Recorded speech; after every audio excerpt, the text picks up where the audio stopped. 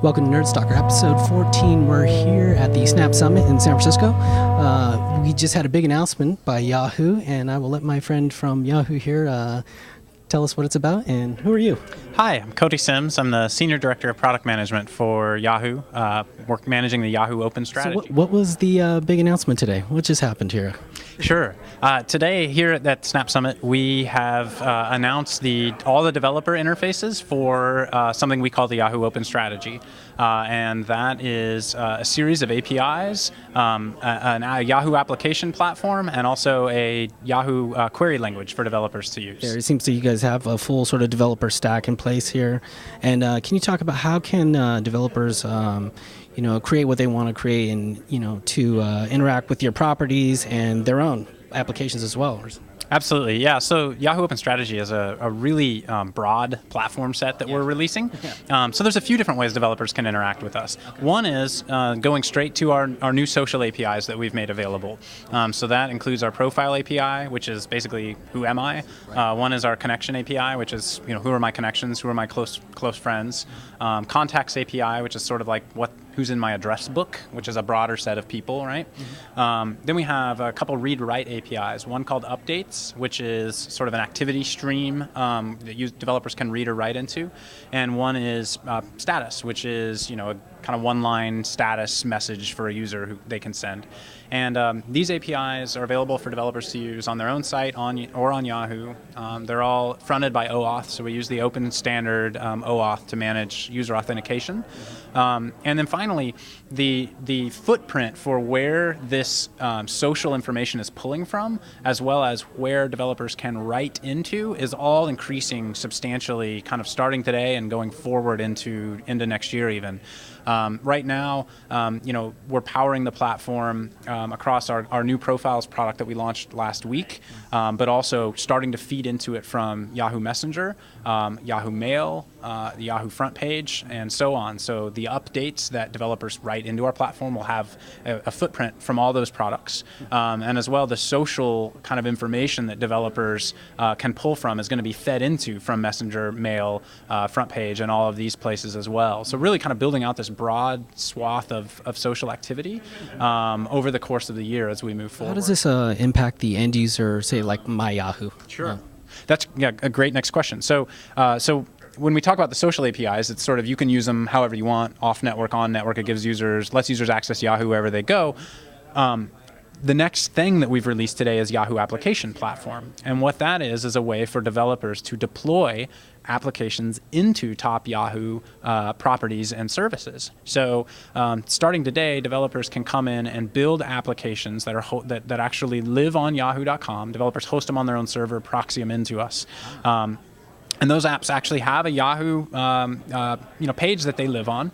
Right. And then over the next few months, we're going to be enabling any of those apps to also have views that live in some of our top properties, like My Yahoo and the Yahoo front page. So as a user going forward, I'll be able to really easily be able to install any application I want into my front page Yahoo experience or my Yahoo experience. Also coming soon, Yahoo Mail experience. And even today, actually, we already let you install applications into your Yahoo search experience. So that's kind of the consumer impact of the app platform. There's also consumer impact just in general of Yahoo being more social overall. So one thing that we've been really determined about is that we're not building another social destination at Yahoo. We're really building a social dimension across Yahoo. So as users interact with each other, you have one set of connections that you can find across all of our top properties instead of connections that are specific to a given Yahoo vertical.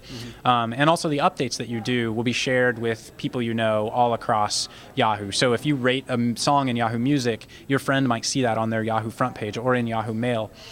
Similarly, if an off-network publisher or developer is using our APIs and you rate a movie on say Netflix or something, and Netflix wants to participate with us and submit that update into Yahoo, again, your friend could see that on the front page of Yahoo or in Yahoo Mail. So really building a wide open platform in that way. That's cool. Can you give me a Flickr example of how this would Absolutely, yeah. So Flickr, as you're uploading photos to Flickr, they will also start generating updates into Yahoo, so that again your friends on Front Page or Mail or wherever will be able to see photos that you've uploaded. Just helping our users stay in touch with each other much more across all these different vertical silos that we've had traditionally. All your properties now are essentially going to be speaking to each other, right? And so I think you showed the example of a push and a pull sort of example of what's happening here.